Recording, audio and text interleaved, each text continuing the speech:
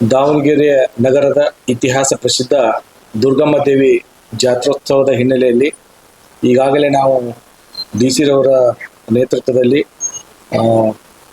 ದೇವಸ್ಥಾನದ ಆವರಣದಲ್ಲಿ ಪಾದಚಾರದ ಮೂಲಕ ಎಲ್ಲ ಅಡ್ಡಾಡಿಬಿಟ್ಟು ಯಾವ ರೀತಿ ಮುಂಜಾಗ್ರತಾ ಕ್ರಮ ಕೈಗೊಳ್ಳಬೇಕು, ಮೂಲಭೂತ ಸೌಕರ್ಯಗಳ ಒದಗಿಸುವ ಬಗ್ಗೆ ಸಮಗ್ರವಾಗಿ ಪರಿಶೀಲನೆ ನಡೆಸಿರುತ್ತೇವೆ.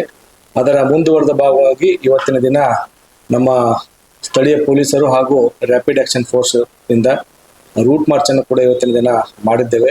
ಇದರ ಉದ್ದೇಶ ಅಂದರೆ 2 ವರ್ಷಕ್ಕೊಂದ್ಸರಿ ಬರ್ತಕ್ಕಂಥ ಈ ಒಂದು ಜಾತ್ರೋತ್ಸವ ಬಹಳ ವಿಜೃಂಭಣೆಯಿಂದ ಶಾಂತಿ ಸುವ್ಯವಸ್ಥೆ ಕಾಪಾಡಿಕೊಂಡು ಆಚರಣೆ ಮಾಡುವ ಹಿನ್ನೆಲೆಯಲ್ಲಿ ಸಾರ್ವಜನಿಕರಲ್ಲಿ ಒಂದು ಭದ್ರತೆಯ ಅರಿವು ಮೂಡಿಸೋಕ್ಕೆ, ಭದ್ರತೆಯ ಬಗ್ಗೆ ಖಚಿತಪಡಿಸ್ಕೊಳ್ಳೋಕ್ಕೆ ಈ ಒಂದು ರೂಟ್ ಮಾರ್ಚ್ ಅನ್ನು ಮಾಡಿದ್ದೇವೆ.